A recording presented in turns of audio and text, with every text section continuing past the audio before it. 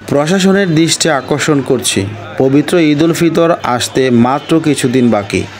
মোগরাপাড়া চৌরাস্তা থানা রোডে হাজার হাজার মহিলা, ছোট বাচ্চা সহ নানান বয়সের ক্রেতার ভিড় রাস্তায়।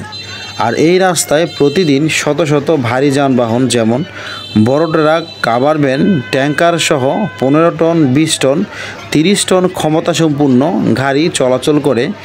সকাল থেকে শুরু করে সারা রাত পর্যন্ত একটি দুর্ঘটনা সারা জীবনের কান্না। ঘন্টার পর ঘন্টা আটকে থাকে ছোট গাড়িতে থাকা হাজার হাজার প্যাসেঞ্জার। সাধারণ জনগণের একটি দাবি, সকাল 8টা থেকে রাত 12টা পর্যন্ত চৌরাস্তা থানা রোডে কোনো ভারী যানবাহন চলাচল বন্ধ থাকতে হবে। অন্যথায় কোনো দুর্ঘটনা হলে কে এর দায়ভার নেবে? MKS মহিউদ্দিন, সময়ের আহ্বান, সোনারগাঁ, মোগরাপাড়া চৌরাস্তা।